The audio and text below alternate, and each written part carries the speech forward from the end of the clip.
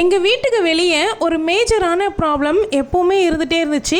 அதனால் நிறைய டேமேஜஸை நாங்கள் ஃபேஸ் பண்ண ஸ்டார்ட் பண்ணணும். வீட்டுக்கு வெளியில் இருக்க மினி சைஸில் இருக்கக்கூடிய போர்ட்டிகோ ஸ்பேஸில் சன்செட் இல்லாதது தான் அதுக்கான முக்கிய காரணம். ஃபுல்லாக நிறைய மழையை இந்த கேட்டு பார்த்ததுனால தொடர்ந்து டேமேஜ் ப்ராப்ளமில் ஸ்டார்ட் ஆகிடுச்சு. ஃபுல்லாக ரஸ்டாக ஸ்டார்ட் ஆகிடுச்சு. இப்போ காமிச்சிட்ருக்க இந்த ஸ்பேஸில் தான் பசங்களுடைய 2 சைக்கிளும் வண்டியுமே விடுவோம். ஸோ நல்ல மழை வெயில்னு நிறைய பார்த்துருச்சு. இதை நாங்கள் கொஞ்சம் யோசித்து ஸ்டார்டிங்லேயே பண்ணியிருந்தோம் அப்படின்னா இவ்வளோ டேமேஜ் ஆகிருக்காது. உள்ளே பார்த்துட்ருக்கீங்கல்ல, அந்த கேட்டு கூட கீழ்ப்பகுதியில் டேமேஜ் ஆயிடுச்சு தான். நம்ம வீட்டு ஹாலில் இருக்கக்கூடிய விண்டோக்கும் சன்செட்லாம் எதுவுமே போடாமல் தான் இருக்குது. அதனால் மழையில் விண்டோஸுமே டேமேஜ் ஆகுது. மொட்டை மாடிக்கு போகிறதுக்காக இருக்கக்கூடிய படிக்கட்டுக்கு மேலே ரூஃப் எதுவும் போடலை, அங்கேயுமே ஷீட்டு தான் போட்டிருக்காங்க. அதுவுமே ஹோல்ஸ் ஆகி ரஸ்ட் ஆகி ரொம்ப டேமேஜ் ஆயிடுச்சு. இது எல்லாத்துக்கும் ஒரே சொல்யூஷன் யோசிக்கும் பொழுது தான் நேற்று வீடியோவில் காமிச்சிருந்த அந்த டெரஸ் ரூமை பிரித்து அந்த மெட்டீரியல்ஸ் வச்சு இது எல்லாத்துக்கும் ஒரே சொல்யூஷன் பண்ணிடணும் அப்படின்னு வேலையை ஸ்டார்ட் பண்ணியிருக்கோம். இது டே 1. Welcome to my channel. நான் உங்கள் பிரியா. என் சேனலை சப்ஸ்கிரைப் பண்ணி தொடர்ந்து ஆதரவு கொடுத்துட்ருக்கேன். உங்கள் எல்லாருக்குமே ரொம்ப நன்றி.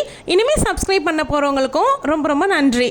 ஒரு 5-6 வருஷத்துக்கு முன்னாடி நான் வச்சுருந்த ஃபேன்சி ஸ்டோருக்கு வெளியில் டோர் செட் பண்ண அதே பர்சனை தான் திரும்பவும் இந்த ஒர்க்குக்காக நான் கூப்பிட்டுருந்தேன். நான் சொன்ன இந்த எல்லா ஒர்க்கும் முடிக்கிறதுக்கு 3 நாள் ஆச்சு கம்ப்ளீட்டாக. இது டே 1ல் ஸ்டார்ட் பண்ணாங்க. ஸ்டார்ட் பண்ணும்போது கேட்லேருந்து ஸ்டார்ட் பண்ணினாங்க. மொட்டை மாடியில் போட்டிருந்த ரூமை பிரித்ததுக்கு அப்புறமா அவங்க எங்ககிட்ட கேட்டாங்க, அந்த டஸ்ட்டு ரஸ்ட்டு இதெல்லாமே க்ளீன் பண்ணிவிட்டு பெயிண்டிங் பண்ண வேண்டியது இருக்கும். பெயிண்ட் பண்ணிவிட்டு தான் நம்ம புதுசாக திரும்பவும் ஒர்க்குக்கு யூஸ் பண்ண முடியும். ஸோ பெயிண்ட் ஒர்க்கை நீங்கள் பண்ணிடுறீங்களான்னு சொல்லி கேட்டிருந்தாங்க. அதில் இருக்கக்கூடிய துருக்கரை எல்லாத்தையும் ஃபுல்லாக தேய்ச்சி எடுத்துகிட்டு அதுக்கப்புறமா தான் பெயிண்ட் பண்ண முடியும் அப்படின்னு சொன்னாங்க. யோசித்து பார்த்தோம், நம்மளே பண்ணிடலாம் அப்படின்னு நினச்சோம். நான் ப்ராப்பராக பண்ணல அப்படின்னா இவ்வளோ செலவு பண்ணி வேஸ்ட் ஆயிரும்ல. அதனால் அதையுமே நீங்களே பண்ணிடுங்க, நீங்கன்னா கொஞ்சம் ப்ரொஃபஷனலாக பண்ணிடுவீங்க அப்படின்னு சொல்லிட்டு அவங்களே பண்ண சொல்லிட்டோம். ஸோ அதுக்காக ஒரு ஆளை கூப்பிட்டுட்டு வந்துட்டாங்க. மொத்தமாக 3 பேர் ஒர்க் பண்ணாங்க. 3 பேர் ஒர்க் பண்ணி 3 நாள் ஆச்சு. கேட்டுக்கு கீழே ஒரு தகடு மாதிரி நாங்கள் வெல்டிங் பண்ணி வச்சுருந்தோம் வீட்டுக்கு வந்த புதுசில்.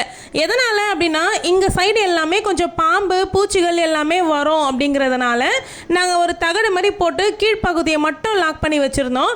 அது ஃபுல்லாக வேஸ்ட் ஆயிடுச்சு. அந்த தகடெல்லாம் பிரித்து எடுத்துட்டு எந்த அளவுக்கு பாழாகி போயிருந்துச்சோ அதை மட்டும் கட் பண்ணி எடுத்துட்டு புது ராடை அந்த இடத்துல ஃபிக்ஸ் பண்ணிட்டாங்க. இப்போ நம்ம வீட்டுக்கு பெயிண்டிங் ஒர்க்கு ஸ்டார்ட் பண்ணுவோம்ல, அப்போ நம்ம வீட்டு கேட்டு எல்லாத்துக்குமே புதுசாக பெயிண்ட் பண்ணணும். அதனால் இப்போ சிம்பிளாக ஆல்ட்ரேஷன் மட்டும் பண்ணி வச்சுக்கிட்டோம். பெயிண்டிங்லாம் எதுவுமே பண்ணலை. வெளியில் போடக்கூடிய சன்செட்னுடைய அளவு எங்ககிட்ட கேட்டாங்க, எது வரைக்கும் வெளியில் வரணும் அப்படின்னு சொல்லிட்டு. நாங்கள் அந்த ஒயிட் கலர் கேட் இருக்குல்ல, அந்த கேட் ஓப்பன் பண்ணால் கேட்டு நனையாத மாதிரி அளவுக்கு எங்களுக்கு வேணும் அப்படின்னு சொல்லி கேட்டோம். அந்த அளவுக்கு அவங்க மெஷர்மெண்ட் பண்ணிக்கிட்டு மெட்டீரியல்ஸ் எல்லாமே கட் பண்ணி ஒர்க்கை ஸ்டார்ட் பண்ணிட்டாங்க. நடுவில் நம்மளுடைய செவுத்தில் ஒரு 3 இடத்துல ராடு நிற்க வைக்க வேண்டியது இருக்கும், ஹோல்ஸ் போட வேண்டியது இருக்கும் அப்படின்னு சொன்னாங்க. எதனால் அந்த ராடு நிற்கணும், அப்படியே போட முடியாதான்னு கேட்டதுக்கு அவங்க அப்படியே போட்டுட்டு நாங்கள் போயிடுவோம், ஆனால் நாளைக்கு காற்று அடிக்குது அப்படின்னும் பொழுது உங்களுக்கு ஷீட் எல்லாமே ஆடும், சீக்கிரமாக டேமேஜ் ஆக ஸ்டார்ட் ஆகிரும். பட் இந்த மாதிரி சப்போர்ட் கொடுத்து போட்டோம் அப்படின்னா தான் நல்ல ஸ்ட்ராங்காக இருக்கும் அப்படின்னு சொன்னாங்க. அதுக்கப்புறம் நாங்களும் யோசித்து பார்த்ததில் அதுவும் கரெக்டு தான் அப்படின்னு சொல்லிட்டு ஓகே அப்படின்னு சொல்லி 3 ராடை வாலில் ஃபிக்ஸ் பண்ணிட்டாங்க. இந்த இடத்துல எனக்கு ஒரு சஜஷன் உங்ககிட்ட இருந்து தெரிஞ்சுக்கிறேன். இப்போ நம்மக்கிட்ட ஆல்ரெடி இருக்குது பார்த்தீங்களா, இந்த கேட்டும் சரி உள்ளார இருக்கிற அந்த பெரிய கேட்டும் சரி, நம்ம வீடு வந்த புதுசில் ஒயிட் கலர் போட்டு வச்சுருந்தாங்க. ஒயிட் மீன்ஸ் அது ஒரு மாதிரி ஹாஃப் ஒயிட்டுன்னு சொல்லுவோம்ல, அந்த ஒயிட் கலர் தான் போட்டு வச்சுருந்தாங்க. இப்போ பெயிண்ட் பண்ணும்போது அதனுடைய கலர் மாற்றலாம் அப்படின்னு யோசிக்கிறோம். ஸோ பிளாக் அடிக்கலாமா, இல்லைனா இவங்க போட்டிருக்காங்க பார்த்தீங்களா மெரூன், அதே கலரே அடிச்சுக்கலாமா, எது நல்லா இருக்கும் அப்படின்னு சொல்லிட்டு கமெண்ட்டில் ஷேர் பண்ணுங்கள். ஹஸ்பண்ட் என்ன சொல்கிறாங்கன்னா, பிளாக்கோ இல்லை மெரூனோ அடித்தோம் அப்படின்னா கொஞ்சம் நல்ல பழசு மாதிரி ஆயிரும், கலர் டிம்மாக தெரியும் அப்படின்னு சொல்கிறாங்க. ஒயிட்டே அடித்தோம் அப்படின்னா கலர் நல்லா இருக்காது அப்படின்னு தோணுது. ஏன்னா நாங்கள் ஒயிட் தான் அடிக்க போகிறோம் பெயிண்ட்டு. அவுட் சைட் செவரும் ஒயிட் கலராக இருந்து கேட்டும் ஒயிட் கலராக இருக்குது அப்படின்னும் பொழுது நல்லாவே இருக்காதுல்ல. எடுத்து கொடுக்குற மாதிரி கலர் என்ன போடலாம் அப்படின்ட்டு நீங்கள் சஜஸ்ட் பண்ணுங்கள். ஃபஸ்ட்டு டே என்னென்ன ஒர்க் பண்ணாங்க அப்படின்னா, இப்போ நீங்கள் பார்த்துட்டு இருக்கிறது செகண்ட் டே. ஃபஸ்ட்டு டே என்ன ஒர்க் முடிச்சுட்டு போனாங்கன்னா மார்னிங் ஒரு 9:30 போல் வந்தாங்க.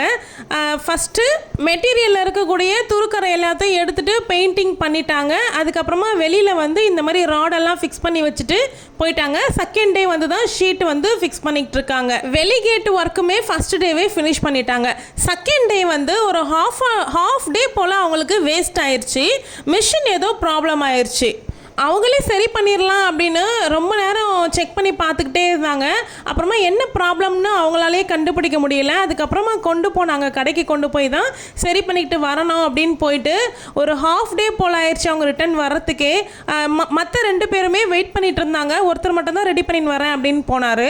மெஷின் ப்ராப்ளம் ஆகாமல் இருந்துச்சு அப்படின்னா இன்னுமே சீக்கிரமாக வேலை முடிச்சிருப்பாங்க. ஆனால் அந்த ஆஃப் டேக்கு மேலே ஸ்டார்ட் பண்ணாலும் கூட கடகடன்னு ஓரளவுக்கு கவர் பண்ணிட்டாங்க அந்த செகண்ட் டேவே.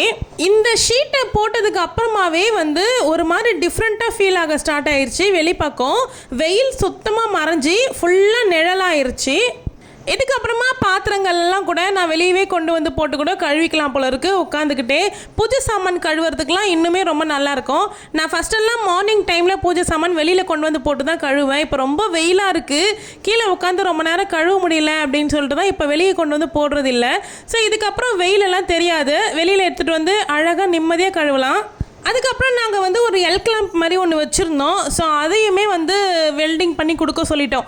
ஏன்னா வந்து வீட்டில் துணி காய போடுறதுக்கு மாடி வரைக்கும் ஏற வேண்டாம், இங்கேயே போட்டுக்கலாம் அப்படிங்கிற மாதிரி கயிறு கட்டிக்கலான்றதுனால அந்த எல் கிளாம்பும் வெல்டிங் பண்ண சொன்னோம். இந்த இப்போ பண்ணிகிட்ருக்காங்களே அதுதான்.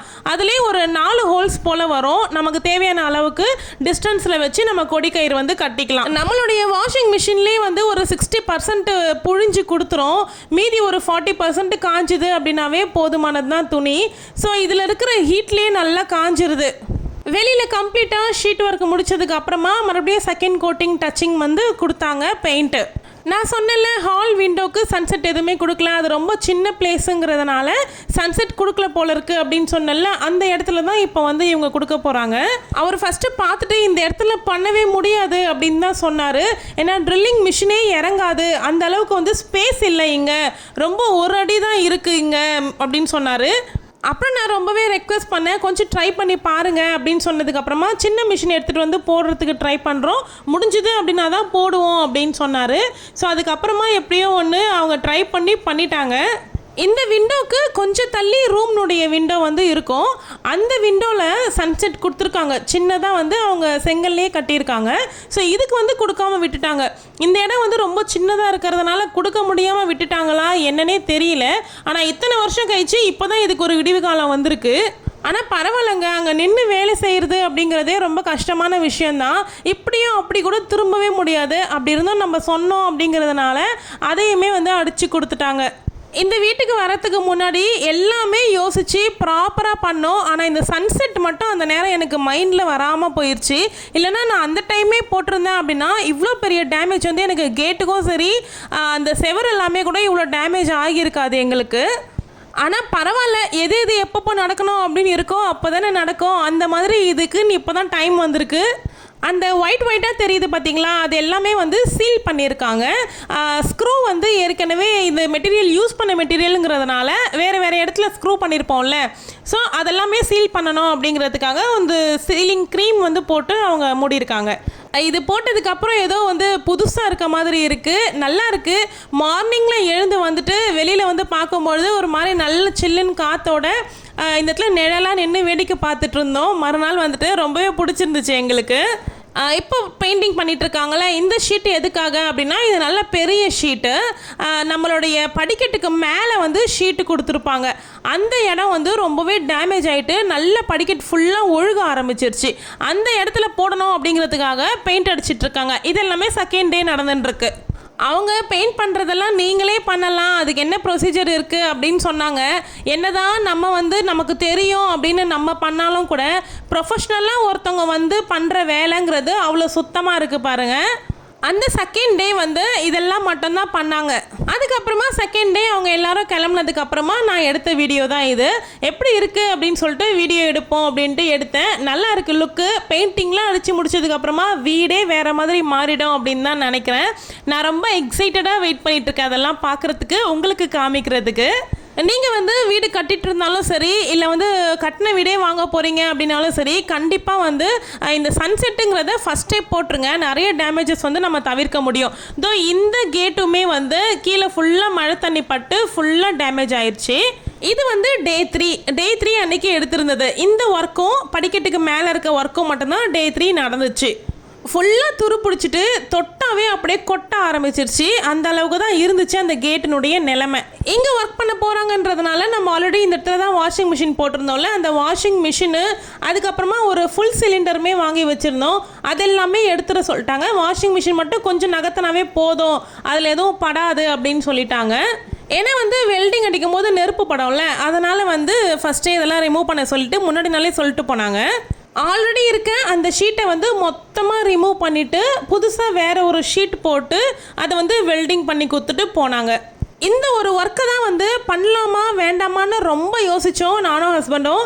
ஏன்னா வந்து இப்போ தான் சன்செட் போட்டுட்டோம், கீழே மட்டும்தான் ப்ராப்ளம் ஆகியிருக்கு. இது நம்ம பண்ணோம் அப்படின்னா ஒரு 2500 ரூபாய் எக்ஸ்ட்ரா செலவாகும் அப்படிங்கிறதுனால யோசிச்சுக்கிட்டே இருந்தோம் பண்ணலாமா வேண்டாமா அப்படின்னு.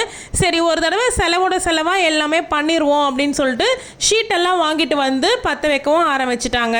ஸோ அது மட்டும் ஒரு பண்ணல அப்படின்னா ஒரு குறையாகவே இருந்திருக்கும். ஸோ அதனால் பண்ணிடுங்க அப்படின்னு சொல்லிட்டோம். இதுக்கப்புறம் பெருசாக தண்ணி பட்டு டேமேஜ் ஆக போகிற வேலை கிடையாது.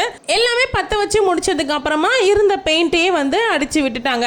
நீங்கள் பெயிண்டிங் பண்ணும்போது எந்த கலர் அடிக்க போகிறீங்களோ இதுக்கு மேலேயே நீங்கள் அடிச்சுக்கோங்க அப்படின்னு சொல்லிட்டாங்க. அதுக்கப்புறம் மொட்டை மாடியில் இப்போ நான் காமிக்கிறேன்ல அந்த பிளேஸில் தான் ஒர்க்கு. படிக்கட்டுக்கு மேலே இருக்கிற ஷீட்டு ஃபுல்லாக துரு ஏறி அங்கங்கே ஹோல்ஸ் ஆகிட்டு மழை தண்ணி எல்லாமே விழுக ஆரம்பிச்சிருச்சு.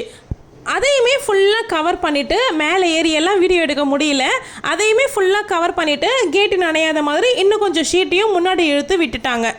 ஃபைனலாக நம்மளுடைய வீட்டில் ஆல்ட்ரேஷன் ஒர்க் எல்லாமே ஸ்டார்ட் ஆயாச்சு. அதனுடைய ஃபஸ்ட்டு ஸ்டெப்பாக எடுத்த மெட்டீரியல்ஸ் எதையுமே வேஸ்ட் பண்ணாமல் இந்த வேலை எல்லாமே முடிச்சாச்சு. இந்த வீடியோ பிடிச்சிருந்தா வீடியோவை லைக் பண்ணிக்கோங்க, ஹை பாயிண்ட்ஸ் கொடுங்க. மொத்த ஹவுஸ்னுடைய டிரான்ஸ்ஃபர்மேஷன் பார்க்குறதுக்கு மறக்காமல் சப்ஸ்கிரைப் பண்ணிக்கோங்க.